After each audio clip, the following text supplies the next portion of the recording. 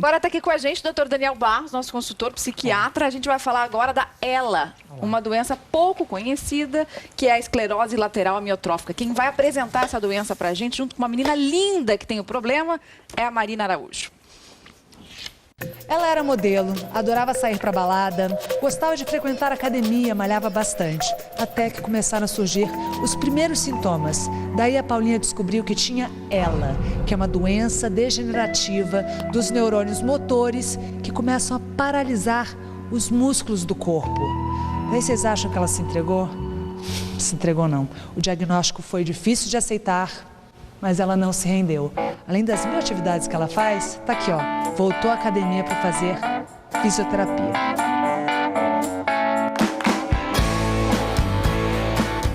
Eu fazia muito esporte, né, na época, corria todos os dias, pedalava, fazia musculação, era aquelas marombeiras de academia. E eu comecei a sentir uma fraqueza na mão esquerda, que eu pegava peso de um lado e o outro lado não respondia igual. Aí, com o tempo, passou para a direita e depois para os pés. Desde os primeiros sintomas até descobrirem o que ela realmente tinha, passou-se 1 ano e meio. O paciente pode inicialmente ter dificuldade para caminhar, ele pode ter dificuldade de escrever ou de fazer força com a mão, ou pode ter dificuldade de falar ou engolir. Hoje em dia eu não consigo escrever, digitar eu tenho um pouco de dificuldade, cortar uma comida, às vezes me vestir, pôr um sutiã. Mas eu lido bem com isso, assim. Eu tenho a família em volta que está sempre apoiando. Eu tenho meu namorado que é um anjo na minha vida, que é marido, né? Porque a gente já mora junto. Dar apoio a esses pacientes é fundamental. Foi com esta preocupação que o Instituto Paulo Gontijo foi criado. Vamos esperar o dia a dia, vamos ter o tratamento adequado, vamos chamar os profissionais que podem ajudar a tratá-lo melhor, a fisioterapia, a terapia ocupacional, a psicóloga, a fono. Isso tudo vai fazer com que o paciente viva mais, ele vai se sentir bem cuidado. Um dos cientistas mais consagrados no mundo, o físico e cosmólogo inglês Stephen Hawking, convive com a ELA há cerca de 50 anos. Ele se comunica por um sintetizador de voz conectado a um programa de computador. It has been many decades since I have been out of my wheelchair. A Paulinha tem a doença há 8 anos. Eu não fico pensando lá na frente, entendeu? Eu tento viver o agora. Muito bem, o doutor Paulo está aqui conosco.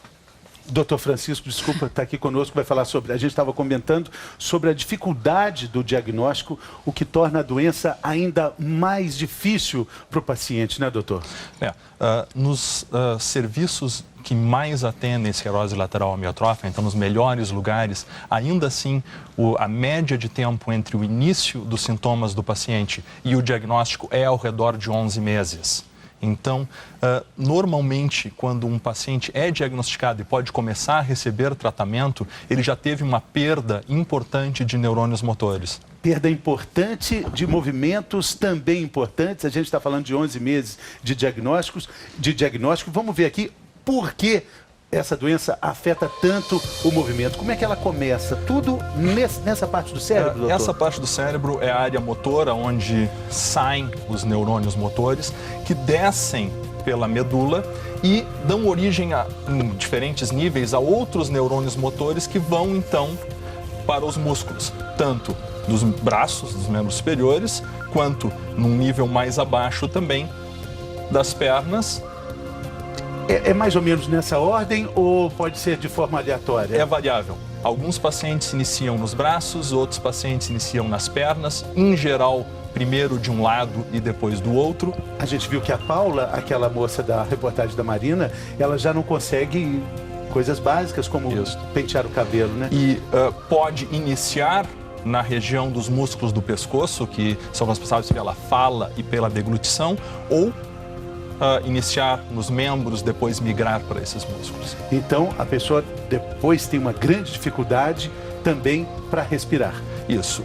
Também os músculos da respiração são envolvidos, né? E, obviamente, as consequências do ponto de vista de saúde para o paciente são muito maiores quando isso acontece. Vamos falar também sobre a dificuldade do diagnóstico. Quando a doença aparece, ela é confundida com uma inflamação, a pessoa procura um ortopedista. Vamos imaginar uma pessoa que comece com uma dificuldade para caminhar, uma perda de força na perna, e isso pode, pela instabilidade que essa perda de força gera, a pessoa torcer o pé, segue com dificuldade para caminhar, começa a imaginar, eu estou com dificuldade para caminhar porque eu torci o pé. Então, o mais usual é procurar alguém que entenda de articulações, entenda de ossos. Pode ser uma artrite. Pode ser uma artrite, pode ser um túnel do carpo, uma compressão de nervo. Então, é usual que o primeiro especialista que uma pessoa procure seja um ortopedista. As estatísticas mostram que nesses 11 meses de média que se leva do início dos sintomas até o diagnóstico, uma pessoa vê 4 médicos. Desses 4 médicos, 2 são ortopedistas. A gente tem pergunta do nosso auditório virtual sobre esse assunto. Vamos ver quem é que faz a pergunta. Ana Maria de Brasília. Minha mãe tinha ela e morreu há 2 anos. Fico preocupada. É uma doença hereditária? 90% das vezes não é hereditária. As causas hereditárias para a esclerose lateral amiotrófica são ao redor de 10% dos casos. Então, se não existe nenhuma outra história familiar, exceto a mãe dessa telespectadora, provavelmente o risco dela é o mesmo risco da população em geral. Tem mais pergunta da internet, mais participação aqui. A Rita de Joinville, em Santa Catarina, qual a causa da ELA? Qualquer pessoa pode ter? É possível prevenir? Olha, Rita, antes de começar o programa, eu perguntei para o doutor, o que a gente pode fazer para prevenir? A Rita está querendo saber também. Vamos começar pelo final, né? O que a gente pode fazer para prevenir? Pensando em todas as doenças degenerativas, né? O básico é tentar levar uma vida saudável. Quanto mais saudável a vida que a gente leva, com moderação, menor as chances de desenvolver doenças como esclerose lateral amiotrófica, doença de Parkinson, doença de Alzheimer. O importante é que nós ainda não temos uma causa específica para ela e suspeita-se que não exista uma causa única, pode existir uma série de causas que levam ao mesmo processo, certo? Claro, quando a gente conseguir descobrir melhor essas causas primárias, melhores tratamentos virão, né? Não existe nenhuma prevenção, exceto a gente tentar evitar os excessos. Existe uma idade preferencial para a doença começar a se manifestar? Ela é mais comum na faixa etária dos 50 a 65 anos. Mas ela pode acontecer em pessoas bem mais jovens. Existem pacientes... No caso da Paulinha que a gente viu também. No caso da Paula, existem pacientes com menos de 20 anos. Ela é rara antes dos 15 anos de idade, mas mesmo assim pode acontecer. A gente vai mostrar agora as fotos da dona Nilma, que teve ela, faleceu há exatamente 1 ano. Quem mandou as fotos da dona Nilma pra gente foi a filha dela, uma das filhas, a Fernanda. E ela gostaria de fazer uma homenagem pra mãe, pra dona Nilma, que ela disse que foi uma guerreira que conviveu com a doença. A gente tá aqui fazendo essa homenagem. A dona Nilma foi casada por 39 anos com o seu Célio.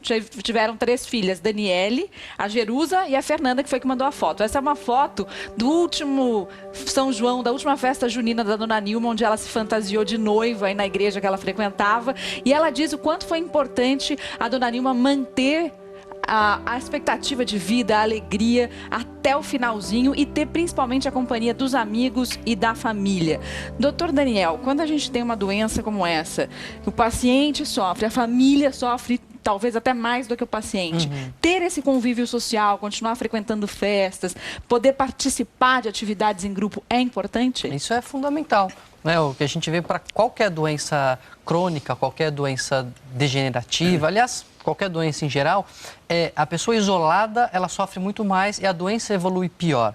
A pessoa com suporte familiar, com suporte de amigos, com uma rede social, a doença evolui melhor e ela sofre menos. Porque às vezes, como o doutor estava dizendo, doutor, não tem cura muitas vezes, mas tem um tratamento e você pode melhorar a qualidade de vida da pessoa. E para isso o suporte de amigos, de família é fundamental. Bom, essa é uma doença que atinge os neurônios motores. Existem quantos, doutor? Milhares de neurônios. Milhões. E uma parte bem localizada do cérebro. Vou mostrar aqui no telão. Daqui a pouco a gente vai ver no ponto exato. Olha, nessa parte do cérebro estão os nossos neurônios motores. Isso. Né, doutor? Na verdade, existem dois grupos de neurônios motores. Um grupo que sai dessa área do córtex motor e desce pela medula e que faz conexão com um segundo grupo que está na medula e esse sim vai até os músculos. E todos esses neurônios motores estão representados num exemplo muito ampliado aqui nesse cérebro. Todos eles estão trabalhando, funcionando. O que a doença faz? Ela vai restringir a atividade desses neurônios. E a gente vai fazer isso agora. Olha, a gente vai ver que as luzinhas vermelhas pararam de funcionar. E possivelmente nesse momento ainda não se tenha nenhum sintoma ou se tenha sintomas bastante limitados que passam até É despercebidos. nessa hora que o paciente vai procurar um ortopedista, por possível. exemplo, achando que é uma artrose, um machucado, mas a doença persiste e os neurônios vão ficando mais afetados e a gente vai limitar ainda mais, tirando o circuito verde. Eles pararam. Aí já existe uma limitação maior, não é, doutor? Claro. E o grande segredo, à medida que vão aparecendo tratamentos mais eficazes para a esclerose lateral amiotrófica, é antecipar o diagnóstico para quando a quantidade de neurônios motores funcionantes é maior. Porque qualquer impacto que a gente possa ter de um tratamento vai ser maior quando essa população de neurônios motores for maior. A gente recebeu também uma mensagem da Cíntia, de Salvador, contando que o marido dela foi diagnosticado com ELA. Eu vou ler uma parte dessa mensagem aqui. Ela diz o seguinte: meu esposo é portador de ELA há 2 anos. No início ele sentia falta de ar e apresentava só atrofia nas mãos. Andou de médico em médico, demorou para ter o diagnóstico, mas ela que desconfiou do diagnóstico porque uma amiga da Cíntia tinha falecido de ELA. Então ela foi ao mesmo médico e aí descobriu que o marido também era portador da doença. Só que essa médica disse sem nenhuma cautela, doutor Francisco, que o marido dela só tinha 6 meses de vida. Hoje já faz 2 anos que ele tem a doença, ele anda normalmente pelas ladeiras de Salvador, ele dirige motocicleta e ela quer fazer essa ressalva. Como é que os médicos podem dizer qual é a expectativa de vida de uma pessoa portadora de alguma doença e dizer também que a amiga dela, que faleceu muito rapidamente por causa da doença, se deprimiu quando soube da doença e aí ela acha que essa depressão fez com que a amiga vivesse menos. Faz sentido? Faz sentido. Às vezes a depressão por si só, ela é um fator de piora dessas doenças. Né? E essa é uma notícia que tem que ser dada com muita cautela, porque você tem uma média. Porque as pessoas precisam entender que o médico sempre fala, até os médicos precisam entender, né? A gente sempre fala em média. Olha, em média as pessoas têm uma sobrevida de tanto. Se é uma média, significa que tem gente que vive menos e tem gente que vive muito mais. Quer dizer, essa sentença é um absurdo, né? Não existe forma mais fácil de errar do que fazer isso. Nesse caso, o erro pode ter consequências bastante danosas para o paciente, né? O desvio padrão desta média é muito grande. Né? Existem pacientes que vivem 10 anos, 20 anos ou mais com a doença. Então, dizer para uma pessoa que vai ter uma expectativa de vida de talvez 10 ou 20 anos, que ela tem 6 meses para viver, é um impacto muito negativo.